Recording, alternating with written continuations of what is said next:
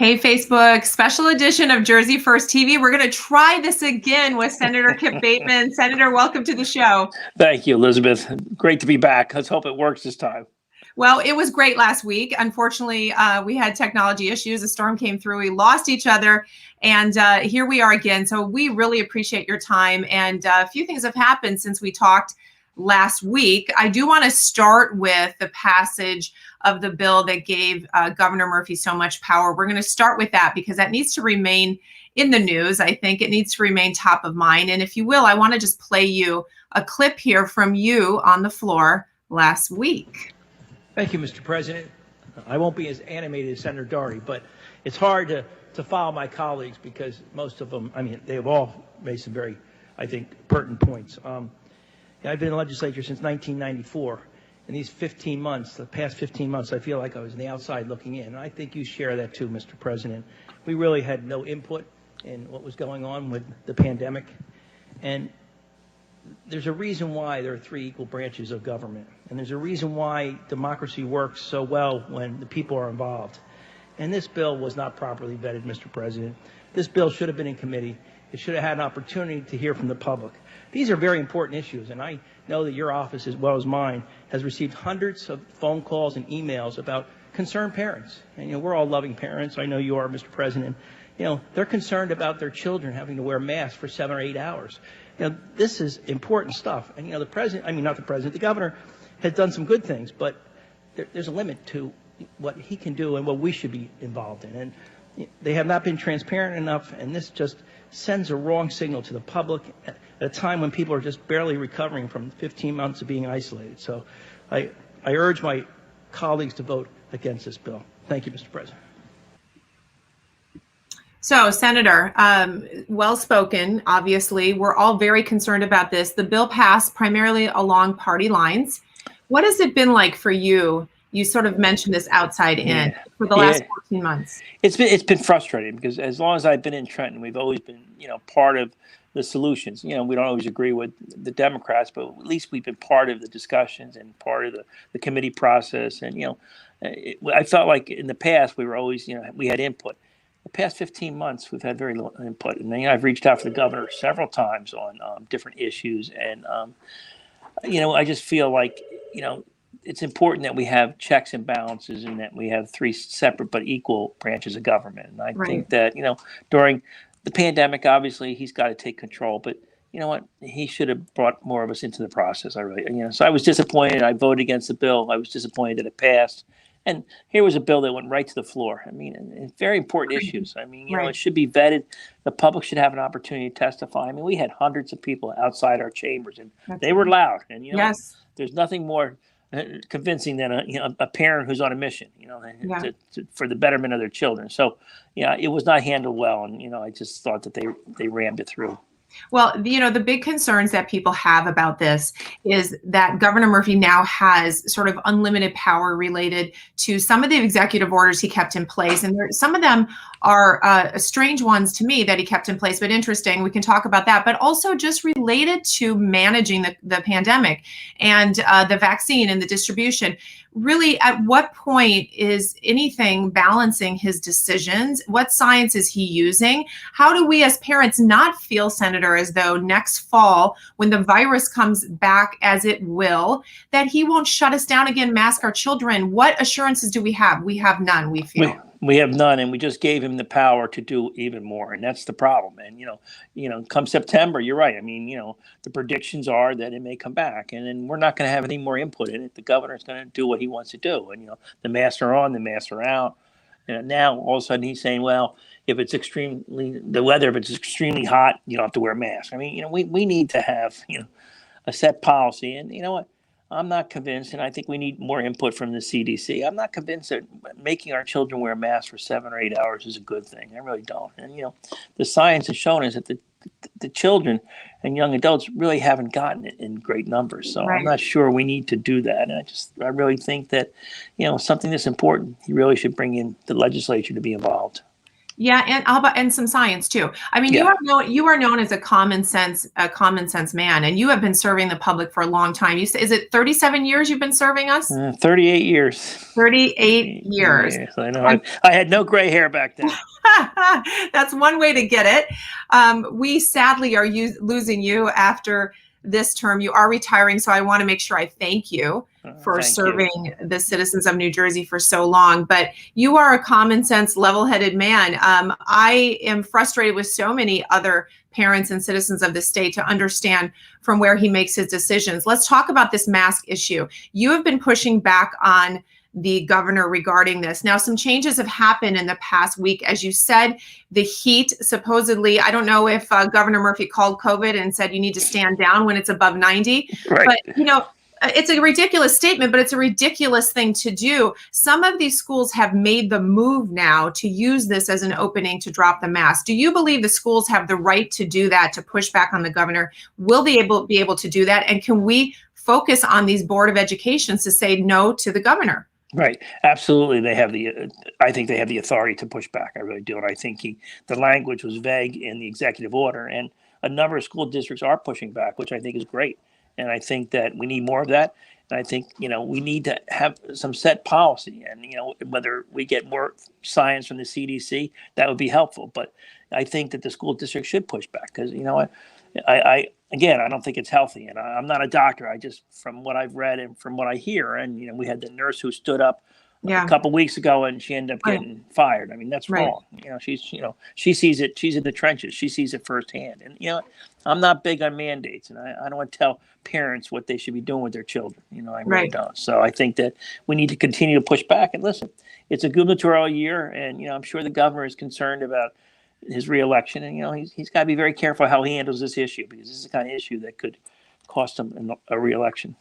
Well, it certainly could. And, there are some predictions that he will continue to falsely give us back our freedoms in time for the election. But I think you have to pause and be concerned about a man whose decisions in a crisis were to put his own needs and the needs of the state over the rights and the needs of the people. And regarding mandates, that you brought that up, there is a great concern as well as to whether or not there will be a forced mandate of a vaccine. We've already seen it at the university levels. Let's start with that. Do you believe state money should go to universities who are forcing an emergency medical procedure, which is what this vaccine is, emergency use authorization, on their students when they're not even requiring it for the faculty? How do you feel about that? Yeah, I have real concerns about that. And again, I'm not a firm believer in mandates, and I'm not, certainly when it comes to vaccinations. I think it's really up to the parents individually to make the right decision. But it's interesting because it seems like we have double standards, and we're requiring all students now to get them, and when everybody else isn't. And as you indicate, it is state money, so it's it's an interesting issue, and I think that we have to be very careful with the taxpayers' money, and I think that there's going to be a lot of pushback on that too. As there is already. Hopefully. I'm seeing today, by the way, Senator, that Biden is now telling federal agencies not to mandate the COVID vaccine shot, which is interesting because, again, when we talk about any kind of taxpayer dollars going towards something in which a mandate is included, I'm hopeful that that will roll back to the states somehow and that we won't be facing this. But it feels like Jersey is always the last one. It feels like Jersey is the one that just doesn't give a nod to civil liberties. And at this point, it feels as though, Senator, the Republican Party is the party of civil liberties, the party of freedom, the party of the working class. Have you seen that shift? Yes, I have. And I think that it's a slippery slope. And I think we have to be very careful with mandates. And especially when it comes to vaccinations and masks. And I just think that, people are concerned about big government and government, dictating, in their personal lives. And that's wrong. And, a democracy, shouldn't do that. And so that's why, people are pushing back. one of the big issues that came up in January of 2020, and I am certain you remember it well, speaking about hearing loud noises outside the Senate chamber. But on January 13th, 2020 was the fight to push back against losing the religious exemption. And again, this is an issue of choice, right? And so the people spoke up, the people pushed back. There is concern now that another lame duck session this year will seek to remove that. Have you heard any rumblings about that? Well, I have heard that it's going to come back, and I'm sure that if it comes back, it's going to be during lame duck, and that's the worst time in government because everybody has been reelected. They know that they don't have to face the voters for at least 2 more years, and so you got to be very careful of lame duck. And I was against it last time. I'll be against it again, but thank you. I know that the Senate president wants to bring it back, and he's a very powerful individual, and he when he sets his mind to something, he usually is successful. So, it's going to be interesting, but the public really has to watch lame duck. You remember all the phone calls you received, I'm sure, all the emails, and this happened again, of course, last week.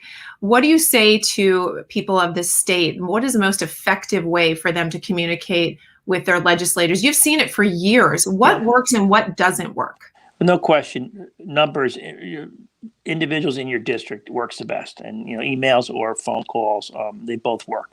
Listen, when we get thousands of emails or thousands of phone calls, I look to see where they're coming from. Obviously, the people in my district take priority, and I think it's important. And legislators, especially in the very competitive districts, they listen, and they listen very carefully because these are the voters. And let me tell you, these issues go right to the heart, and it's not like people are going to forget. Mothers, I mean, I've met with a number of mothers, over the whole issue of vaccinations and whatnot. And let me tell you, they are committed, and they'll remember. They'll remember in November. So you know what? And I'm not a candidate this year, but I think the candidates have to be very, very concerned and they have to be responsive. No question about it. Let's talk about budget. I just saw a tweet today from the New Jersey Senate GOP that the Murphy administration is refusing to show up to the critical budget hearings. We're talking about $11.5 billion of taxpayer money and how it gets spent. What's going on? Tell us what's happening behind the scenes with this. Well, unfortunately, they're not being transparent at all. And all of a sudden now we have all this money. I mean, he took the federal money, said we need it, but now we have so much money, and let's give it back to the taxpayers. Let's pay down some of the debt. Let's pay off make our contributions to the pension and for the health benefits. I mean, let's put it away or, for a rainy day. I mean, instead of just spending it all, you got to be transparent. I mean, we want to know where the money's going. I mean, for them not to show up is very arrogant. And the problem is, they control government, both the Assembly and the Senate, and they have comfortable margins, and they really don't need the Republicans. Our votes. It's unfortunate because most people like the checks and balances, and we just don't have enough of it in New Jersey. Well, that's a good segue. We need more of these. So the primary just happened. We've got a big election this year. Every seat is up, including the governor, and we're hoping to see more of a balance. I don't know that we will, but let's start first with the primary. Jack Ciattarelli is a nominee. How do you feel about Jack's chances? I think he's got a good chance. I really do. Jack is a very articulate individual, and he's a businessman. He knows New Jersey. His family's been from New Jersey for generations, and he's got a good message. And history's on his side. I mean, as you know, in the past, when a Democrat has been elected governor, it's usually one term, especially after a president has been elected on the same party. The year after, New Jerseyans vote for Republicans. So I mean, history's on his side, and I just think that when individuals start to focus Murphy versus Ciattarelli, Jack's got a very, I think, strong message. And I think that, that the elections are primarily, I mean, there's no question the Democrats have an advantage as far as voter, the numbers, but the ones who decide the elections are the independents. And so, and they've been known to vote Republican in the past. So I think before it's over, I think it's going to get very close. Listen, if Jack wins, will it be a landslide? Absolutely not. But if he wins, it'll be close. But it doesn't matter because at the end of the day, it doesn't matter what you win by. And I think the Democrats have been in control for 20 years. And you know what? If you ask most people, are you better off? They're going to say no. And you know what? It's the highest tax state in the country. I mean, it's a great state, but it's so expensive. And people, they're just surviving through the pandemic, trying to make ends meet. I think that it's ripe for a change. And I tell you, I support Jack. I think that it's our best opportunity. And let's hope that the rest of the public feels the same. Amen. And let's hope everyone shows up and casts their vote and doesn't sit it out. I think some people are so frustrated. They need to show up. Of course, as you said, no one will be listening this summer, but come September, everyone will get re-engaged. The moderates are very important. The independents, that is, are very important to Jack. What do you think they care about most? What are their top issues? I think obviously affordability is one of them. Taxes. Affordability in New Jersey. I mean, most people love New Jersey, but it's too expensive. And obviously issues impacting their families. And I think this whole issue with the masks, the vaccinations, I think people are very concerned that the government is becoming too heavy-handed. I think that people care about their personal freedoms, but obviously at the end of the day, the first one is, finances and, whether they can afford to stay here. And, a lot of families have two incomes just to be able to afford to pay the taxes and pay the high cost of living in New Jersey. So I think taxes, affordability, I think they want to have some more confidence in government. I think that people are very disillusioned by government, both at the state level and obviously at the federal level. So I think people want their representatives to, be responsive. And I think that Jack offers a lot of solutions to some of the problems. Well, let's talk about your district. I have someone that just posted here, Lori Mary. Why aren't you running again with 3 crying emojis? Oh, that's very kind. It was a difficult decision. And, earlier this year, and I'm not afraid to talk about, I had a heart issue. I had open heart surgery. And my district's become very competitive. Right now I have over 15,000 more Democrats than Republicans. Wow. I've won in the past. Last time I won by 800 votes. And there's no question they were targeting me. I was told by my Senate colleagues, Democrats, that the governor wanted a Democrat in my seat, and they were going to put a lot of money against me. And last time, I raised over, myself over $250,000, and that's a lot. And we spent over $1 million. So it's become very difficult. The numbers right now are difficult for a Republican, and you know what? I kind of wanted to go out on my own terms. It's been a good run, and so I'm going to miss the people. I'm going to miss being involved, but. And we're fortunate we have our first grandson. And so, I got 4 children, 1 grandson. And so, I can spend some more time with them because, to do it right, you're out a lot, nights, weekends, and it's a big commitment. So, but I'll miss it. I'll miss it. That's for sure. I'm sure you will miss it, and your district will miss you. Talk about Michael Pappas. He won the primary. Are you supporting him? I am supporting Mike. Mike was a former congressman. He and I served on the Freeholder Board together. So I've known Mike probably for 30, 35 years. And, I know that he's interested in good representation. And so, I am supporting Mike.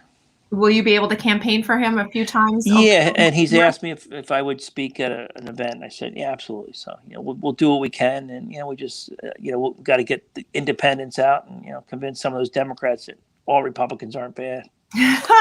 Yes, please do that. This election is the one, Senator, I think, to turn the corner in New Jersey. We may not get the numbers of the red seats so much as we are going to start to get the moderates to pay attention to our ideas. The governor's race is key. We have to start to change this. And I think it's a messaging issue. I really do. I believe, as I said to you before, that Republicans are the party of civil liberties now and freedom and the working class. And boy, those are important issues in New Jersey. They're key issues. No question about it. Very important. So we need them to know that's who we are. We would love to still have you with us, but we know you will do all you can through January to fight for us. We appreciate that so much, Senator. And you're continuing to speak out about the masks. I want to end on that issue. This issue isn't over. Whether or not the governor says it's too hot, or he takes them off at camp, or he says, whatever number of things, the reality is it can come back very quickly, especially given his new powers. We have to keep the pressure on. How do we do that? Well, just, continue to reach out for your legislators and actually sign our petition. Right now, we have over 12,000 individuals who have signed our petition against the mask.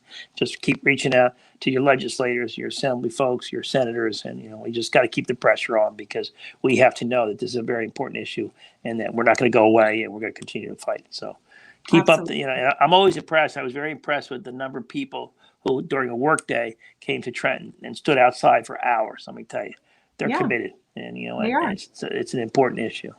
It's our children. I don't think there's anything more important than that. So when you poke mama bears and fathers, they push back. So we will continue to do that with your help. Senator, thank you. And thank you for all of your service. We will see you out on the trail once in a while until Absolutely. November, but keep fighting for us until the end. We appreciate you so much, Senator. Thank you so much. Thank you for your time. And to my audience, we'll be back tonight at 7:30 with Rosemary Becky and with Mike Rooney to talk about the primary results. So we'll see you guys tonight. Thank you again, Senator. Thank you. Just wait.